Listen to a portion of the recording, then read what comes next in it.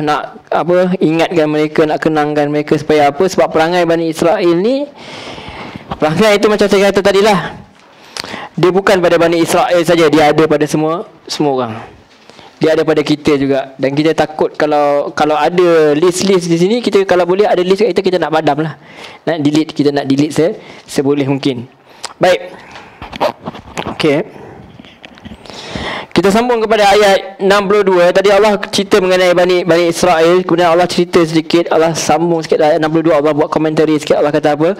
Innallazina amanu, ayat 62 betul Innallazina amanu wallazina hadu wan nasara was-sabiina man amana billahi wal yaumil akhir wa amila salihan falahum ajruhum inda rabbihim wala khaufun alaihim wala hum yahzanun. Kata Allah, innal ladzina amanu, sungguhnya orang yang beriman. Orang yang beriman ni orang yang percaya kepada Allah, orang yang percaya kepada Rasul, orang percaya kepada kitab, semua yang kita cakap tadi. Yang awal-awal takwa apa tu, itu syarat dia dulu. Kena ada kelima-lima tu, kena ada rukun iman tu, kena ada. Rukun iman tu apa? Beriman pada Allah, kitab, Rasul, malaikat, Rasul lagi, hari akhirat, kalau masuk lagi qadar semua kan, itu semua. Innal ladzina amanu, sungguhnya orang yang beriman, wal ladzina hadu, dan Allah sebut, dan orang Yahudi, wan nasara, dan orang Nasrani, was-sabiina, dan orang-orang sabiin. Tengok Allah murka dengan mereka, tapi Allah sebut hadu. Allah ganding orang beriman, kemudian Allah kata apa? Hadu, orang Yahudi. Mereka panggil diri mereka Yahudi sekarang kan, sebab apa? Daripada Yahuza tu kan. Jadi wan nasara, dan orang-orang Nasrani, Kristian lah kalau kita panggil. Was-sabiina, dan orang-orang sabiin. Masalah kita Nasrani kita kenal, Yahudi kita kenal. Bukanlah kenal, tapi kita tahu. Was-sabiin ni pun dipersisihkan ulama. Apa tu was-sabiin? Ada yang kata mereka ni penyembah bintang. Tapi kalau Ibnu Katsir dia pilih pandangan yang mengatakan bahawa mereka ni orang yang sentiasa bertukar agama, lala dia tak menganut mana-mana agama pun. Dia tak menganut, dia seolah-olah ahli fitrah. Itu antaranya yang tafsiran. Jadi sebab tu orang yang tak ada agama ni orang ejek lah. Dia panggil sebagai sabiin. Jika kadang-kadang para Nabi pun yang anggap sebagai orang yang tidak ada agama sebab tak berpegang pada Taurat dan Injil kan. Padahal kita pegang Taurat dan Injil, cuma kita tak ikut syariat. Bahkan kita lah sebenarnya yang mengikuti Taurat dan Injil, iaitu apa yang ada dalam Taurat dan Injil, dia suruh kita beriman kepada Nabi akhir zaman, dan kita laksanakan itu. Iaitu wasabi ini ada banyak pendapat, antaranya ialah dia tidak ada agama, berpindah-pindah kefahaman, dapat yang baik dia percaya yang baik. Dan siapa saja man amana billah, siapa yang beriman kepada Allah wal yaumil akhir, dan hari akhirat, wa amila salihah, dan dia melakukan kebaikan, falahum ajruhum inda rabbihim. So orang kata tengok orang Yahudi pun buat baik, amal baik, dapat pahala. So apa nak masuk Islam? Apa perlunya kita kepada agama Muhammad, agama orang Arab padang pasir ni? Sedang sebab Allah dah kata macam ni, kitab kamu kata yang sama. Tapi dia kena ada syarat. Syarat ni apa? Mesti beriman kepada Allah dan hari akhirat. Nak tahu hari akhirat, kena tahu dari mana? Daripada kitab. Kena terima Al-Quran dulu. Zalikal kitab hudal lil muttaqin. Kata ikut kitab tak jadi. Dia bukan nak kata kita iktiraf semua Yahudi, tak ada. Melainkan kalau dia tu memang Bani Israel tu tak sampai kepada mereka zaman Nabi Muhammad, okey, masalah, dia ikut Musa. Ataupun dia sempat beriman dengan Nabi Isa, tak apa, masalah, itu zaman tu. Tapi kalau dia sempat ikut Nabi, dia patut beriman dengan Muhammad, dia sallallahu alaihi wasallam, dia tengok pun dia tak ikut, maka dia tak dikira. Sebab Allah kata apa? Orang ni mereka patut takut pada hari akhirat, dan wala khaufun alaihim, dan tidak ada rasa takut pada mereka, wala hum yahzanun, dan mereka tak sedih hati. Itu syarat dia. Syarat dia beriman, nak jadi orang Yahudi yang diterima Allah, nak jadi orang Nasara yang diterima Allah, Sabi'in yang diterima Allah, dia kena beriman kepada Allah dan hari akhirat. Nak tahu pasal akhirat tak ada jalan lain, kena ikut kitab, kena ikut Quran yang terakhir itu. Itu maksudnya kena terima wahyu.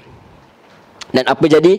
Orang yang pegang Quran, dia percaya kepada Allah, dia tak ada rasa takut yang melampau kepada apa yang akan datang, dan dia tidak akan rasa sedih yang melampau atas apa yang dia hilang, apa yang lepas. Jadi sedih-sedih lah, biasa lah. Kan, putus cinta. Sedih lah 1, 2, 3 hari. 1, 2, 3 lama hari. Tengok keadaan. Tapi akhirnya bila dah ada boyfriend baru, macam yang lama tu macam tak ada je kan. Tiba-tiba tak best pun, tak kisah, tak sedih pun. Padahal dia dah sedih selama sebulan. Tapi bila dah dapat yang baru macam putus tambah apa, putus tumbuh hilang mengganti. Walahum yahzanun. Okey. Kemudian Allah kata pada wa id akhazna mitsaqakum. Dan ingatlah ketika kami ambil perjanjian kamu dibalik kepada Bani Israel zaman Nabi Musa ni. Wa rafa'na fawqakumut tur, dan kami angkat di atas kamu gunung Tur.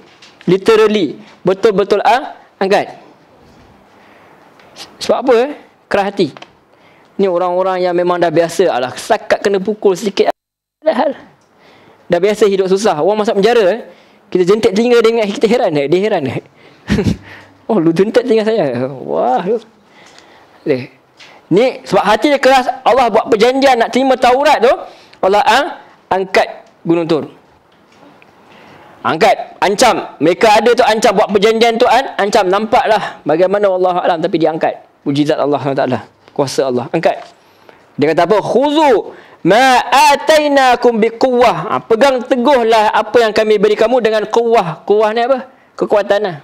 Pegang quwwah. Asyik. Kuah kari kan. Peganglah dengan kuah kari, tak dal. Sekarang mamak kena tak dal pun dia sorok jauh-jauh, dia tak bagi kita letak atas nasi. Dia letak sendiri, mahal. Tiba-tiba pula. Biquwwah, dengan sungguh-sungguh, dengan kekuatan. Wazkuru ma fihi la'allakum tattaqun, dan ingatlah apa yang dalamnya agar kamu takwa. Punyalah kerasnya hati mereka ni, jantung hati mereka ni, maka Allah terpaksa ancam. Itu pun dia rasa masa tu takut lah. Kan jatuh sekejap ni. Benda yang kata kita bila tak dapat rasa hulwatu iman ni, ancaman-ancaman ni bagi orang-orang yang dia tak rasa apa, sekejap saja. Sekejap saja. Lepas tu dia ni, kita kena marah lah. Sekejap je. Okey. Jadi apa yang berlaku mereka rasa sekejap saja, akhirnya mereka kembali kepada perangai yang asal juga. Alright. Okey. Apa tadi? La'allakum sekali lagi Allah ulang, agar kamu bertakwa. Semuanya benda yang sama daripada awal sampai akhir, sampailah sekarang juga ayat 63 masih lagi tujuannya bukan apa, tak lain tak bukan supaya kita memperolehi takwa. Kemudian ayat 64, summa tawallaitum min ba'di zalik, kemudian kamu pun berpaling daripada sesudah tamatnya perjanjian. Habis perjanjian, dah habis dah, lupa lama sikit, okey, balik asal. Komplain balik, panas ni apa, air tak cukup, dia letih lah kat Nabi Musa. Nasi ayam tak ada, dah habis. Terima kasih banyak. Falaula fadlullahi alaikum, maka sekiranya bukan kerana kurniaan Allah ke atasmu, wa rahmatuhu, dan rahmatnya, lakuntum minal khasirin, dan pasti kamu jadi orang yang rugi. Kita tak payah cerita Bani Israel lah, kita cerita pasal diri kita. Berapa banyak nikmat Allah yang kita komplain. Tak ada hujan, kita minta hujan. Ada hujan, turun bawah hujan. Semalam dah buatlah sembahyang sekali dengan imam, sekali hujan turun, Allah hujan dah. Kau kan minta hujan tadi semalam, tiba-tiba hujan turun, komplain. Macam-macam bila makan dapat masin, kurang masin, atau lebih masin, terlebih masak, apa semua. Kita macam-macam. Dan bila Allah dah bagi nikmat lagi, apa macam-macam lagi kita rasa. Kenapa Allah tak boleh yang ni, yang tu lah pula semua. Yang rumah sana ada langsir, ni rumah tak ada ni. Macam-macam. Akhirnya apa? Kalaulah tak kerana rahmat Allah, kalau Allah nak kira lah setiap apa yang kita komplain tu, habis lah kita. Sebab tu ada orang dia, kalau drama Melayu, dia kata, ya Allah, apalah dosa aku sampai kau uji aku seteruk macam ni. Kalaulah Allah nak balas kita atas setiap apa kejahatan kita, maka kita tak bangkit lah, tak bangun lah. Orang utara kata tak bangkit lah. habislah, jatuhlah kita. Tapi Allah banyak yang Allah istilah kita pejamkan mata je. Bukan Allah pejamkan mata pun, tapi Allah tak kisah. Sebab rahmat Allah SWT. Banyaknya yang Allah bagi kita chance. So many chances. Masih lagi Allah bagi kita sampai sekarang. Kata Allah kata, kalau tak rahmatnya Allah, pasti kamu jadi orang yang rugi. Allah jadikan bala lah.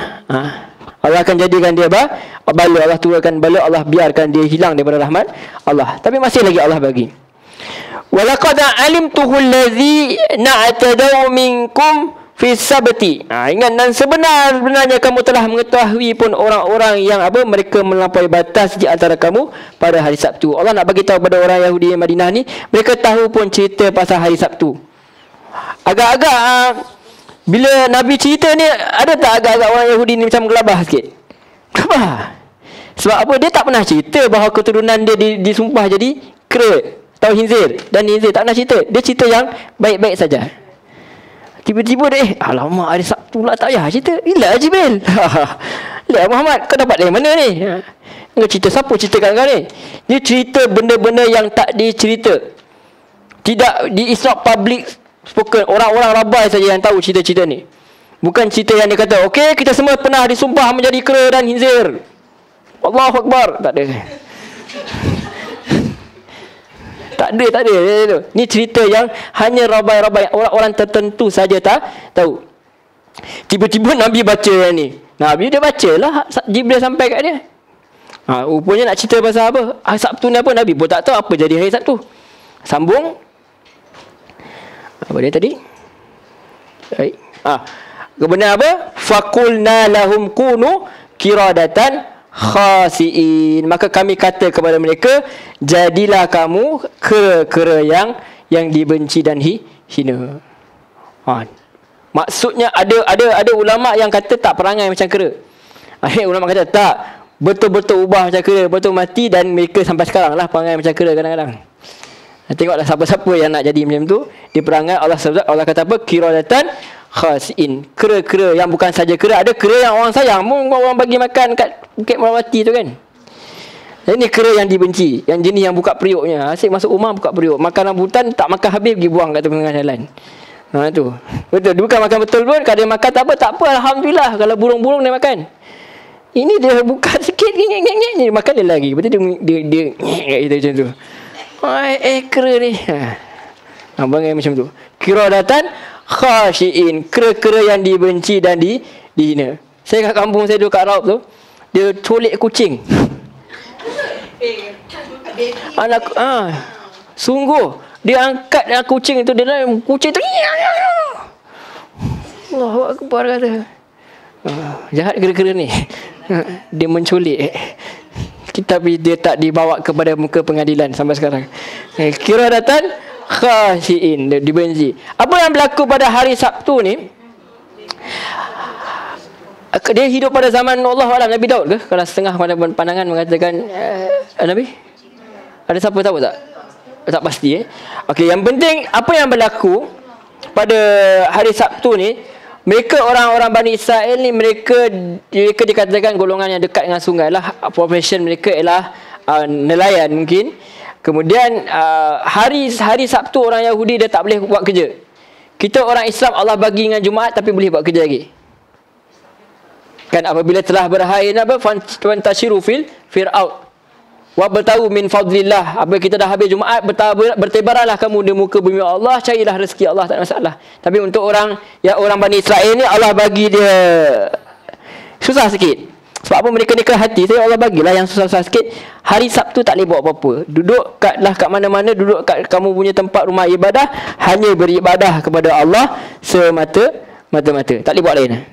Sampai sekarang pun nak Sabah. Ya, hari Sabah sampai sekarang mereka tak boleh buat apa-apa. So apa yang mereka buat lepas tu, geliga, otak bergeliga, cuba sambil jalan. Kau antara kaum yang pandai, cerik, bergeliga, licik, dia kata. Tak apa, kita tak boleh makan, tak ada hal. Tapi hari Sabtu pula Allah uji pula. Dikatakan ikan pun datang banyak-banyak. Allah tiba, tak ada, melompat-lompat tu saya tambah lah. Agak ada fish. Agak-agak ikan pun tahu, ini dia tak payah cakap kita. Jom kita keluar ramai-ramai, party time. Tapi dia tak tahu bahawa orang Bani Israel ni dia lagi bergeliga. Apa dia buat? Dia ambil, kalau kita bubuk lah yang tu kan, dia dah letak perangkap siap-siap. So hari Sabtu pun la ilaha illallah, la ilaha illallah, subhanallah, apa semua. Dia pun semayang. Dia kata ikan dah masuk, ikan. Nanti ikan kita cerita esok. Dia hari Sabtu tu tak buat. Dia dah letak perangkap siap-siap. So hari Ahad dia buat apa? Tinggal kawuk je lah. Oh, ikan penuh dah. Alhamdulillah, ya Allah. Dia panggil kita pakai helah. Dia pakai helah. Allah murka tak? Murka. Lagi murka. Sebab apa? Dia mempermainkan, dia memperolokkan arahan Allah Taala. Hari Jumaat dah siap, pasang siap-siap dah perangkap. Hari Sabtu dia konon dia beribadah apa semua. Hari Ahad dia tangkap ikan. So Allah sumpah dia jadi kera. Sebab apa? Faja'alnaha nakalan lima baina yadaiha. Maka kami menjadikan itu sebagai pelajaran bagi umat yang ada pada saat itu. Wa ma khalfaha, dan apa umat yang datang kemudian. Wa mau'izatan lil muttaqin, dan menjadi nasihat bagi orang yang bertakwa. Walaupun kita zaman sekarang tak adalah orang nak sumpah jadi kera ke jadi inzir ke, tak ada. Tapi dia masih lagi boleh menjadi pengajaran bagi orang-orang yang bertakwa. Walaupun benda tu dah berlaku dulu, tapi still relevan sampai bila-bila. Macam-macam nikmat yang Allah boleh tarik balik kalau Allah nak. Tak payah tunggu jadi kera. Allah tarik mata kita habis. Kita rabun pun susah dah kan. Kalau hilang macam mata tu, warna dia duduk sinar macam putih-putih tu. Tengok duduk kat mana, pada depan mata je. Betul isi kadang-kadang apa buta ke? Belum lagi. Kita bila rabun tu lain sikit kan. Kadang-kadang dia makin naik kan, power dia makin naik. So itu Allah boleh tarik pelan-pelan. So wa iz qala Musa liqaumihi Allah. Okey, kemudian ada cerita ni sampailah kepada, at least kita sampailah kepada apa tajuk surah ini, apa tu Al-Baqarah. Apa yang Allah nak cerita kat sini? Apa Al-Baqarah macam saya cerita sebelah awal-awal pagi tadi, bukan nak cerita pasal lembu ke apa. Kebaikan kulit lembu, tanduk lembu bagus, belilah. Tak. Ini cerita mengenai bagaimana sikap seorang manusia, seorang kaum ni apa berhadapan dengan wahyu. Wahyu kata apa? Wahyu kata sembelih lembu. Dia soal banyak. Nabi Muhammad bila dia kata, dia cerita, Nabi Muhammad SAW kata apa? Musnahnya umat-umat terdahulu. Sebab apa? Sebab dia banyak bertanya. Dalam hadis riwayat Muslim, Nabi kata Allah perintahkan supaya pergi haji. Kemudian sahabat, ada orang tanya kepada Nabi, tiap-tiap tahun ke? Itu Nabi marah. Nabi kata apa? Kalau aku kata ya, kalau Allah turunkan ayat dia, macam mana? Musnahnya orang terdahulu. Sebab apa? Mereka banyak bertanya. Bukan maksud kita tak boleh bertanya. Kita tanya benda yang unnecessary. Contoh kita macam kerja dengan bos lah, kalau kat ni office. Bos suruh kita buat benda tu, kita buat benda tu je lah. Wajah jahat. Jangan tanya lagi. Tapi bos yang lain, boleh juga. Ambil kau, buatlah banyak-banyak. Dulu saya masa baru-baru kerja, dulu saya buat benda yang sama. Saya tanya kat bos saya, apa lagi nak buat? Bos saya ajar saya, lain kali kau dah habis kerja, kau let je. Tak, saya bukan nak ajar, tapi itu antara dah. Dia jangan banyak bertanya. Bertanya tu nanti akan menyebabkan menyusahkan diri. Dan Bani Israel tanya bukan sebab dia nak tahu, dia tanya sebab dia nak ingkar. Kita tadi tanya sebab kita nak buat kerja. Yang dia tanya sebab dia nak ingkar. Macam selalu kita baca yas'alunaka naka anis-sa'ah, semua ada orang tanya pasal sa'ah ni bukan sebab kiamat, bukan nak tahu, sebab nak ingkar saja, nak mempermain-mainkan saja, rasa dalam keadaan tak percaya kan. So sampailah kepada kisahnya ayat 67 tu, wa idz qala Musa liqaumi, dan ingatlah ketika telah berkata Musa kepada kaumnya, innallaha ya'murukum an tazbahu baqarah, sesungguhnya Allah suruh kamu agar kamu sembelih baqarah. Kita kalau suruh sembelih lembu betina, apa nak buat? Cari lembu betina sembelih lah. Kalau tak mampu nak sembelih sendiri, suruhlah orang sembelih kan. Lembu betina, dia kata Dr. Nabulsi, adakah lembu betina ni dia satu benda yang dia ulama Syariah, adakah lembu ni satu yang dikenali di negara Arab? Tak. Kan? Baqarah ni bukan benda yang dikenali sangat di Mesir ke dia, bukan. Kenapa tak disuruh sembelih unta ke, kambing ke, kibas ke, benda yang dikenali? Kenapa tidak? Antara pengajaran dia apa? Sebab mereka sebelum ni ada sebahagian daripada mereka yang menyembah patung anak lembu. Itu dia reason dia. Supaya dibuangkan rasa apa? Rasa cinta dia kat patung anak lembu tu. Nak buang, nak pastikan control alternate delete, hilang terus. Bukan letak dalam recycle bin lepas tu restore balik, tak. Kan? Nak berhenti rokok, buang terus. Bukan macam tak apalah, last tak jadi.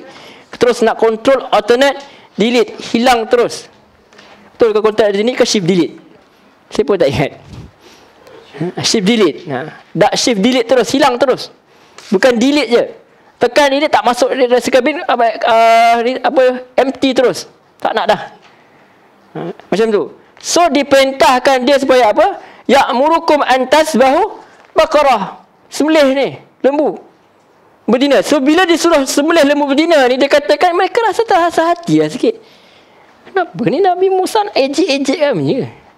Tahulah tadi ada sebahagian daripada sembah lembu kan. So dia rasa macam terhenti kata. Sebab dia cakap, qalu atatakhizuna huzwa. Kau nak jadikan kami ni ejek-ejek ke Musa? Itu sebab dia. Sebab tadi baru lepas sembah lembu. Kata apa, Nabi Musa kata apa? Qalu, Musa berkata, a'udzubillahi, aku berlindung kepada Allah, an akuna minal jahilin. Apa yang dilindung kepada Allah? Daripada aku ini menjadi termasuk daripada orang-orang yang bodoh. Jahil ni sebenarnya bukan semestinya bodoh. Dia jahil ni orang yang macam tak tahulah. Kalau Arab kadang-kadang kata nak buat apa, dia kata ana jahil. Maksudnya aku tak tahulah. Betul-betul tak tahu. Tak semestinya jahil tu bodoh.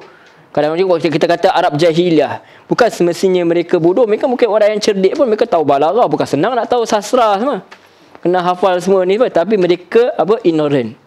Jahil terhadap apa? Jahil terhadap apa? Mereka tak nak dengar. Mereka jahil terhadap agama. Mereka memperbodoh, mereka mempermainkan orang lain. So Nabi Musa berdoa, dia kata apa? Dia kata takkanlah aku berlindung kepada Allah agar aku jadi daripada termasuk orang-orang yang jahil, orang-orang yang bodoh, orang-orang yang kurang akal. So kemudian mereka kata qalu, kemudian kalau macam tu tak apalah Musa, kau nak sangat lembu kan? Kau nak lembu kan? Kau nak lembu yang macam mana? Ud'u lana rabbaka yubayyin lana ma hiya. Mereka berkata, serukanlah untuk kami kepada Tuhanmu agar dia jelaskan kepada kami bagaimana lembu tu. Dia punya arahan tu senang dia. Lembu. Carilah mana-mana lembu, sembelih, habis cerita. Apa berlaku sebenarnya? Dan berlaku ni kalau ikut setengah riwayat mengatakan adanya pembunuhan. Adanya pembunuhan, so tak tahu siapa yang bunuh. Masing-masing menuduh di antara sama sendiri. Maka pakcik dia diriwayatkan begitulah. Maka diperintahkan supaya menyembelih lembu ni, kemudian sebahagian daripada dipukul dan mayat itu hidup balik. Kenapa ada setengah ulama tak terima kenapa perlu lembu? Tapi kebanyakan ulama terima sebab dia kata apa? Itulah tadi nak tunjuk supaya apa? Supaya mereka sembelih lembu ni, supaya nak bagi tahu lembu ni bukan tujuannya untuk sembah. Kau nak makan pun tak boleh balik, tak ada masalah. Bukan untuk diagung-agungkan. Kalau nak guna benda lain boleh tak? Benda lain boleh, tak ada masalah. Pukul bakar lain pun boleh, tapi Allah just nak suruh lembu, so kita ikut je lah. Lembu lah. Tongkat lah. Kalau Allah kata tak payah pakai tongkat ke apa, Allah nak hidupkan orang mati, boleh tak? Boleh, tak perlukan perantaraan pun. Tapi Allah suruh, apa yang Allah perintahkan kena dijalankan.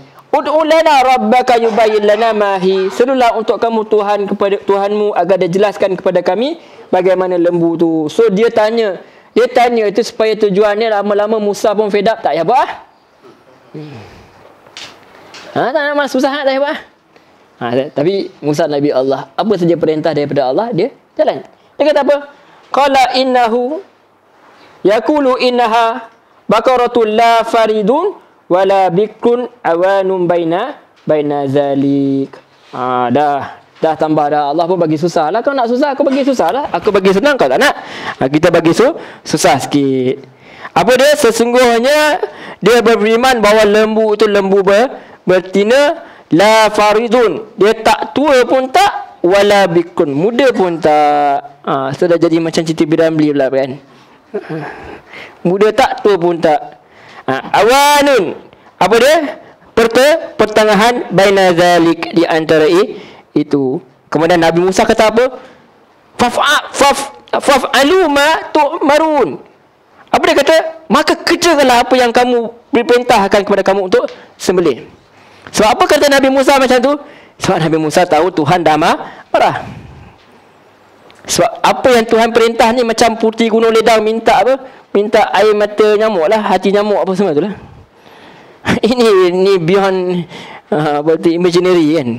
Ini benda yang pelik. So Musa tahu, Musa Nabi Allah, dia tahu, dia akrab dengan Allah, dia tahu dia hamba Allah yang taat. Dia tahu ini Allah dah marah ni, buat cepatlah. Nak cakap apa tak boleh. Kita tahan diri. So perintah.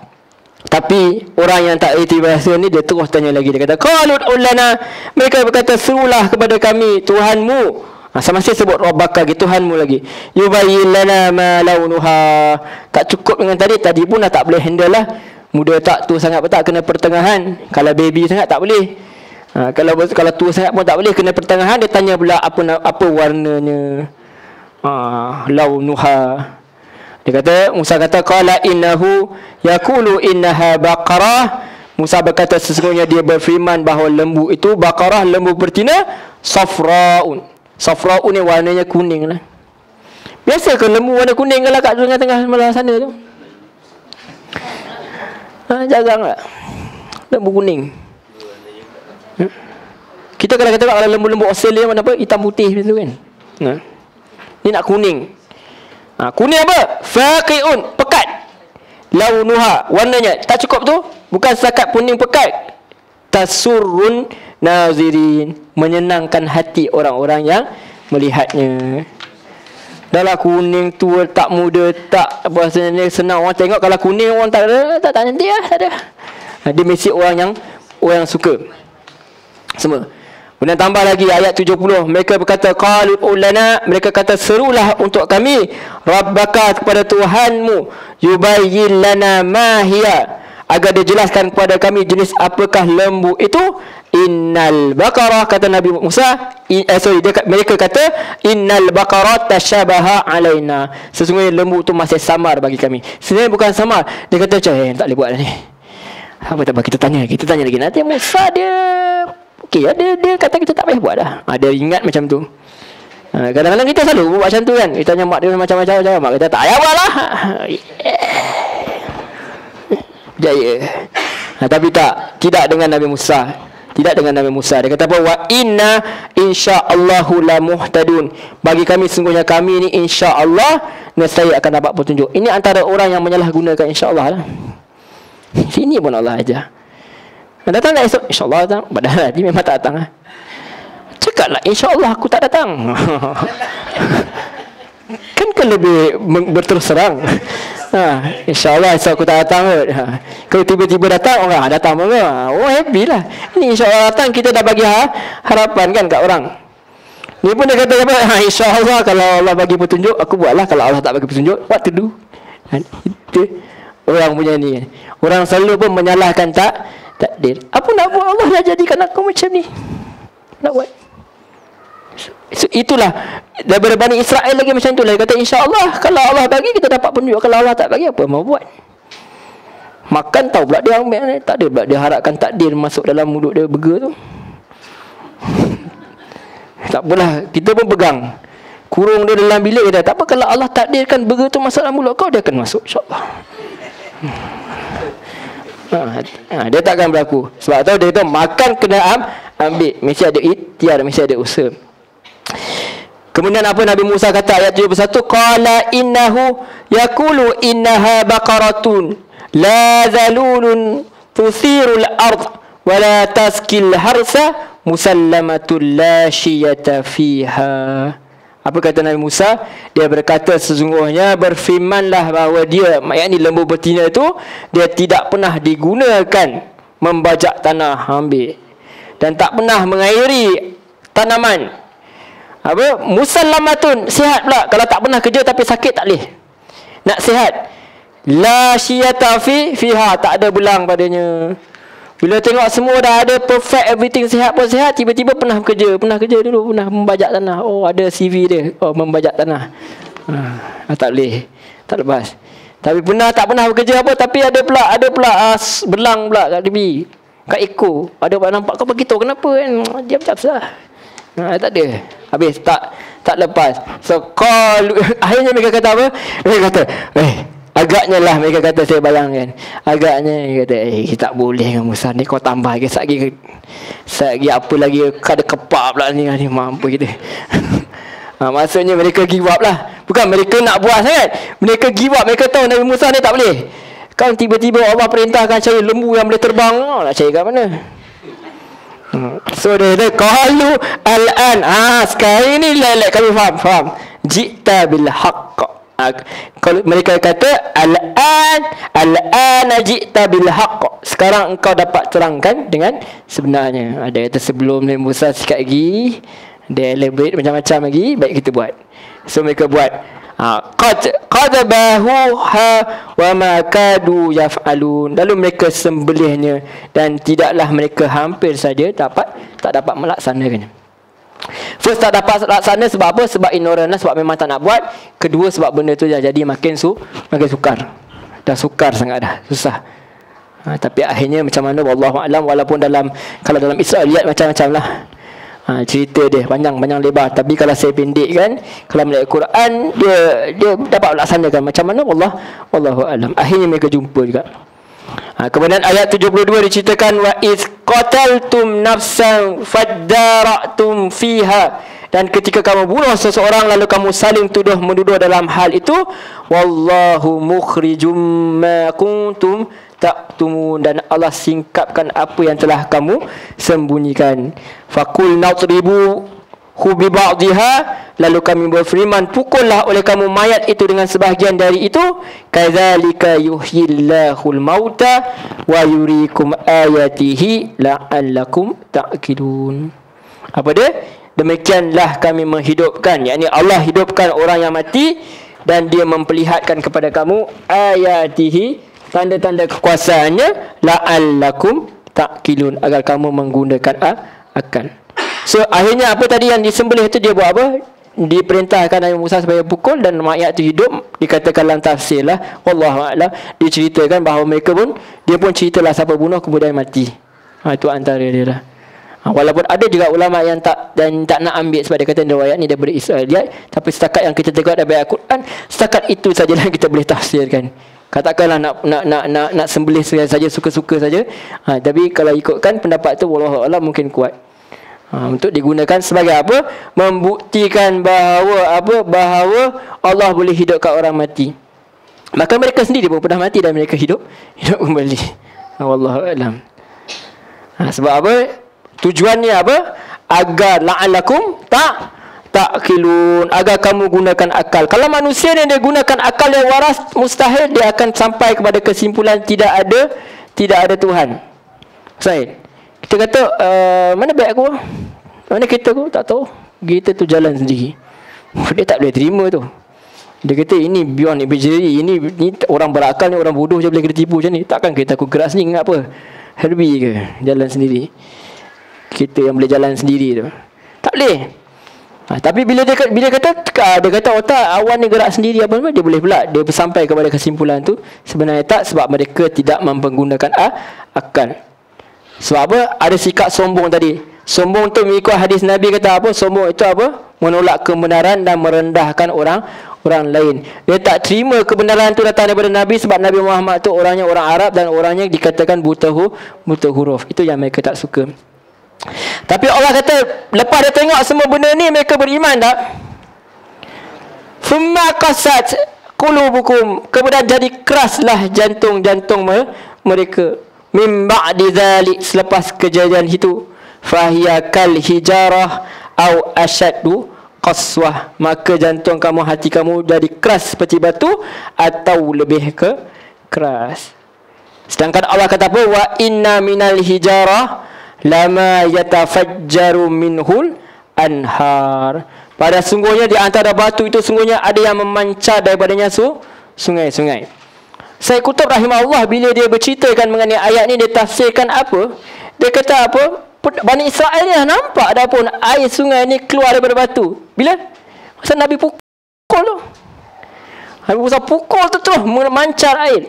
So Allah kata kat sini, sekeras-keras batu pun air tu turun. Keluar air mengalir sungai. Kau dah nampak dah pun. Apa lagi? Wa inna minha lama yashaqqaqu fayakhruju minhul ma, dan sungguh darinya ada yang terbelah maka keluarlah daripada mata air. Kan? Dibelah tu keluar mata air. Ada yang pancar daripada sungai-sungai, ada yang terbelahnya keluar mata air. Wa inna minha lama yahbitu minhu khasyatillah, dan sesungguhnya daripadanya ada yang jatuh kerana takut kepada Allah. Bahkan Allah pernah angkat pun batu tu naik ke atas pun. Bukit Gunung Ganang kan. Naik pun. Aku dengan perintah Allah. Tapi apa jadi kepada orang mereka ni? Wa mallahu bighafilin amma ta'malun, dan tidaklah Allah akan lalai daripada kamu usahakan. Hati mereka jadi makin keras. Okey. Kita tengok cerita batu sikit. Batu. Batu.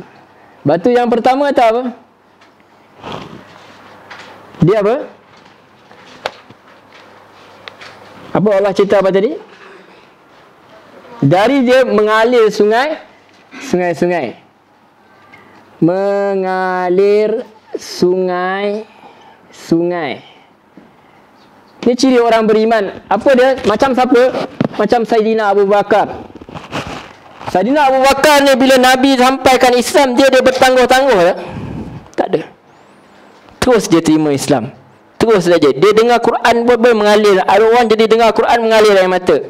Kita pula dengar imam baca Quran, dia menangis, kita pun menangis juga. Tak tahu apa-apa pun. Sebab apa? Imam menangis, aku menangis. Terharu. Kok imam tu hilang wallet ke apa? Tak dapat bayar apa? Tak dapat balik kampung ke tahun tu sebab kena jadi imam kat masjid, kita pun tak tahu. Kita nangis lah, dia nangis. Tapi sebenarnya ada jenis orang iman dia, batu ni melambangkan iman lah. Dia mengalir sungai-sungai dia. Kerana apa? Kerana waktu iman tu sendiri. Ada pula yang jenis kedua, kata Allah tadi, dia terbelah lah. Mengalir juga sungai-sungai. Apa dia? Hati seperti Umar Al-Khattab. Umar Al-Khattab lama tak ada kenal Nabi, lama, tapi dia tak kisah pun masuk Islam, dia busy. Pergi pukul orang apa semua. Tak ada. Okay. Dia ada hal dia sendirilah. Dia meniaga lah, dia apa semua alat dia. Jadi dia tak kisah pun. Akhirnya bila dia tahu adik dia masuk Islam, dia marah kan, sampai berdarah kan. Kalau ikut sirah berdarah, baru dia rasa macam apa aku buat ni. Akhirnya dia baca Quran, dikatakan surah Taha dia masuk Islam. Tu terbelah, kena hentak sikit. Ada orang mengalir sungai ni, maksudnya dia terima cerita pasal Islam, okey dia masuk je. Ada orang dia kena patah kaki dulu, dia kena hilang ahli keluarga dulu, baru dia nak terima Islam, baru dia nak kembali kepada Allah. Itu Allah bayangkan. Dan ada yang ketiga ni, yang ketiga ni apa? Dia bergolek jatuh bergolek ni gede tu. Bergolek kerana takutkan Allah. Tapi kat sini Allah tak mention pun ada sungai. Sebab tu Allah kata, jangan kamu kata kamu beriman sedangkan kamu beruji. Katalah kamu baru masuk, kamu memeluk Islam. Ni jenis orang macam ni. Dia tak nak dia tak nak lawan Allah. Tapi bila dia sembahyang tu, dia rasa macam sekadar cukup-cukup lah. Asalkan orang kata, asalkan jangan tak ada. Tapi still bila dia ancam, bila ajak masuk Islam ke, bila ajak ikut Allah, dia ikut juga. Sebab dia tahu adanya ancaman seperti neraka semua, dia tak nak buat. Tapi dia buat, dia tak nak masuk. Tapi dia ikut Islam ni bukan sebab dia nak sangat, tapi dia kata tak apalah, jadi kau tak masuk neraka sudah. Dia average punya people. Sebab tu tak mention lagi sungai lah. Iman tu belum dirasai. Tapi ketiga-tiga walau bagaimanapun adalah jenis-jenis hati yang ada potential. Yang ni paling agung lah, paling terror. Yang kedua ni second kena hentak sikit. Yang ketiga ni mak aku Islam okey, tak apa, aku semayang lah. Kenapa aku semayang? Sebab mak aku semayang, Allah suruh aku semayang lah. Dia tak rasa khulwatul iman, belum lagi. Tapi at least ada potential. Tak, kalau yang satu lagi yang Bani Israel Allah cerita tadi, langsung tak ada.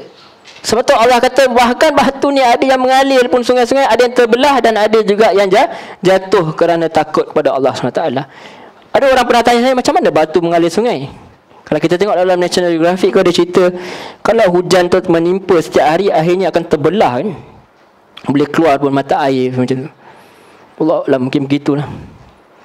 Kita tak dapat nak bayangkan lah. Tapi mungkin seperti mana yang Bani Israel, sebab ayat dia tujuan khasnya untuk Bani Israel, asalnya untuk Bani Israel. Kita nampaklah bahawa mereka sendiri memang pernah nampak pun kejadian yang pelik itu, iaitu Nabi Musa hentak batu makan mengalirlah sungai-sungai. Tu Allah kata, lepas kamu dah tengok segala yang pelik tu masih tak berubah. Sebab tu benda pelik bukan boleh mengubah manusia. Benda pelik sebenarnya, yang sahabat tengok benda pelik, sahabat masuk Islam bukan sebab Nabi Isra Mi'raj, bukan. Sahabat masuk Islam bukan sebab maaf, sebab terbelahnya bulan, bukan. Terbelah bulan orang tak masuk sangat Islam pun. Nabi Isra Mi'raj pun orang tak masuk Islam, bahkan ada yang dikatakan murtad pun. Dia tabur pun pasir atas kepala dia, pelik betul. Tapi orang masuk Islam kerana apa? Kerana nampak kebenaran. Zaman Nabi dia tak macam tu lah. Tak seperti ahli sihir kan. Ahli sihir yang dengan Nabi Musa tu, mereka beriman betul sebab nampak kebenaran, sebab dia berilmu. Tapi ada orang zaman sekarang tidak. Dia tak nampak dah kebenaran tu dengan benda yang pelik. Kita nampaklah apa pun benda yang sama juga. Akhirnya apa? Akhirnya sebenarnya mujizat untuk para sahabat ni adalah untuk membantu mereka. Maaf. Apa yang dapat membantu mereka? Contohnya macam mereka kurang air, Nabi keluarkan air, menambah keimanan. Itu saja. Allah Alam. Sekejap Bismillah.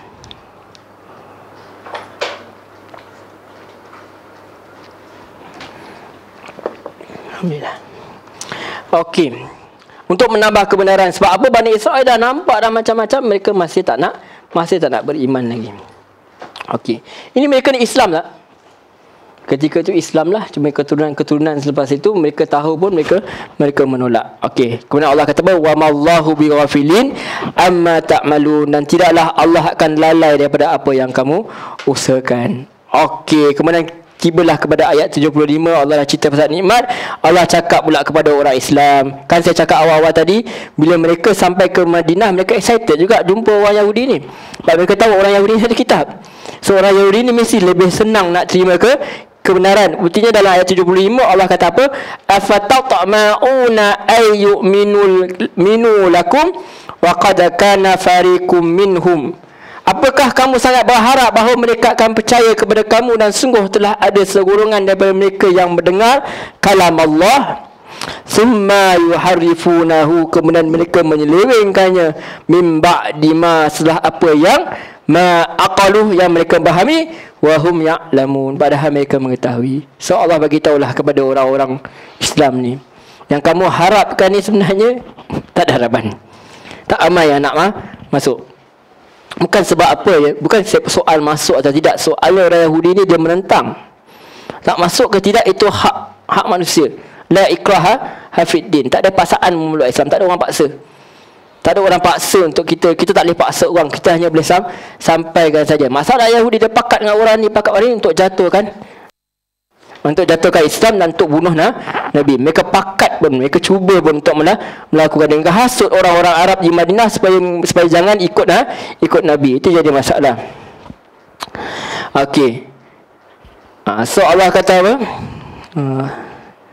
Wa idza laqul ladzi na'amanu, dah bila mereka bertemu dengan orang beriman, qalu amanna, mereka kata mereka beriman. Wa idza khala ba'duhum ila ba'din, dan apabila telah kembali sebagian mereka kepada sebagian lain, qalu atuhaddisunahum bima fatahallahu alaikum.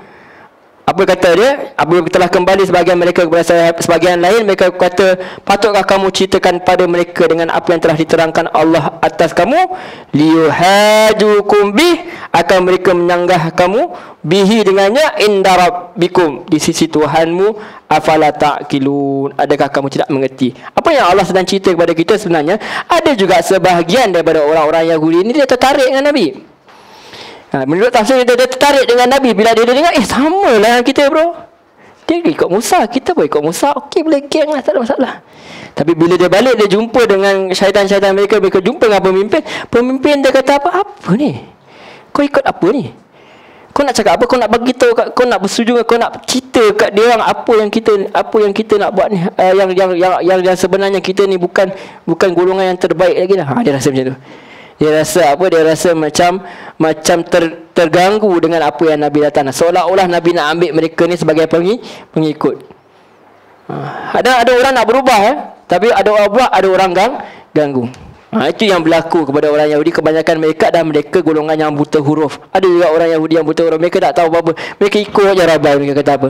Kalau tak buta huruf pun mereka jenis orang kata taklid buta. Ikut je. Kata apa? A lah, B lah, C lah, kitab apa pun tak tahu. Dia tak baca pun kitab, dia tulis apa pun, dia tak kisah pun. Yang penting apa? Cikgu aku kata macam ni, ustaz aku kata macam ni, syekh aku kata macam ni, okey, jalan saja. Sebelum dia nampak pula sama pula dengan apa yang Nabi Muhammad cakap, okey, dia rasa macam best pula. Macam boleh game lah. Tiba-tiba dia punya rabai kata, jangan, ini semua orang palsu ni. Dia dah belajar dengan orang-orang Yahudi. Mereka dia dah cedok daripada kitab-kitab yang kitab lama. Itu dia. Tuduhan-tuduhan terhadap Nabi Muhammad sallallahu alaihi wasallam. Ada soalan?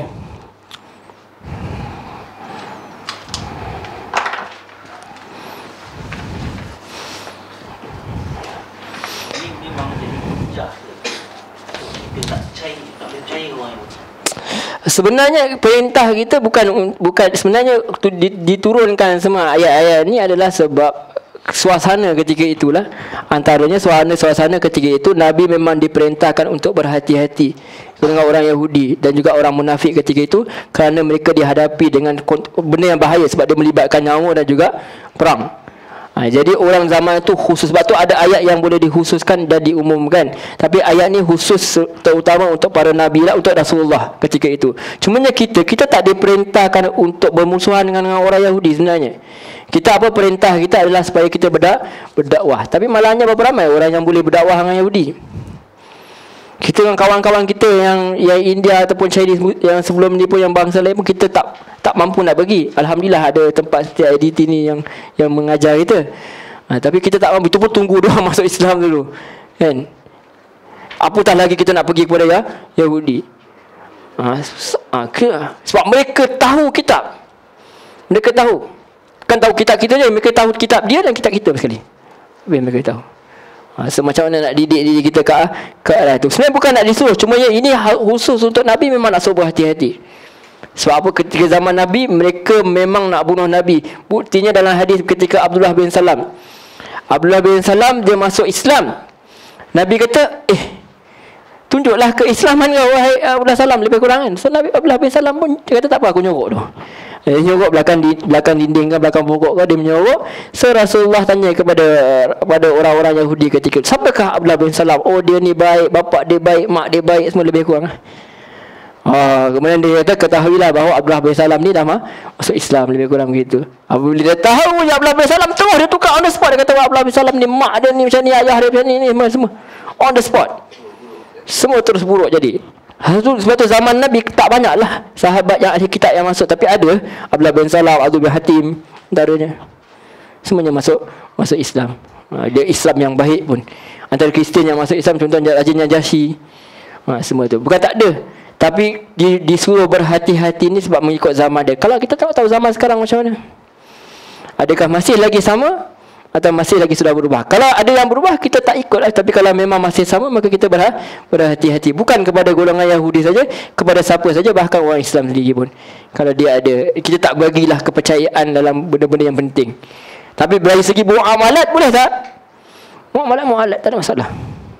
Cuba kita di Malaysia, kita ada sendiri punya, kita tak berurusan dengan Israel kan. Tapi kalau dari segi Islam, boleh tak berurusan? Nabi berurusan dengan orang Yahudi. Tahu pun cerita ni keluar pun, orang Yahudi tahu pun. Tapi Nabi masih lagi berhutang dengan Yahudi. Sahabat masih berhutang. Sebab apa? Tujuannya untuk menarik perhatian. Sampai Nabi di Madinah pun disuruh perintah menghadap kepada Baitul Muqaddis. Punyalah nak tarik mereka ni supaya masuk. Padahal ada cerita dah, ayat-ayat ni keluar dah. Habis masih lagi sembahyang hadap ke Baitul Muqaddis. Okey. Allahu a'lam. Mana tadi? Ayat mana tadi? Sorry. 7. Baru start kan? 77 kan? Okey. Awala ya'lamuna anna Allah ya'lamu ma yusirruna wa ma yu'linun. Dan tidakkah mereka tahu bahawa Allah mengetahui apa yang mereka sembunyikan dan apa yang mereka nyatakan. Apa yang mereka sembunyikan, mereka menyembunyikan. Biasalah dia menyembunyikan wahyu Allah. Dia menyembunyikan bahawa Nabi Muhammad SAW sebagai Nabi yang terakhir. Allah tahu yang mereka sembunyikan dan mereka tunjuk. Wa minhum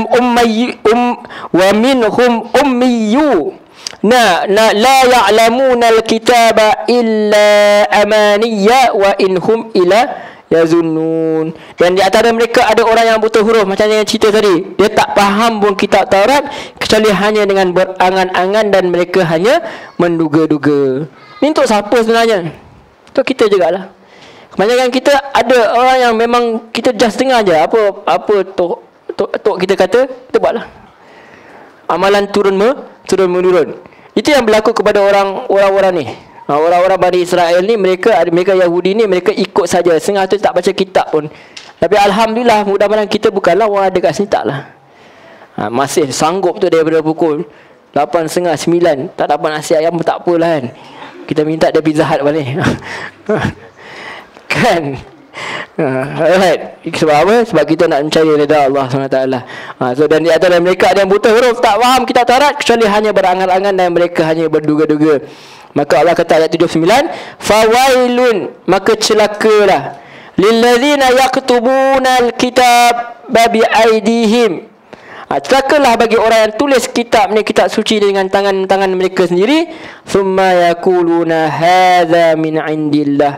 Kemudian mereka kata kitab ni dari sisi Allah. Ini pun bukan untuk orang Arab, bukan kitab Taurat saja. Zaman kita ada tak orang sebar hadis palsu? Banyak. Dia kata apa? Kalau ada hadis ni, maka sebarkanlah kepada 10 orang, maka akan dapat pahala yang berganda-ganda.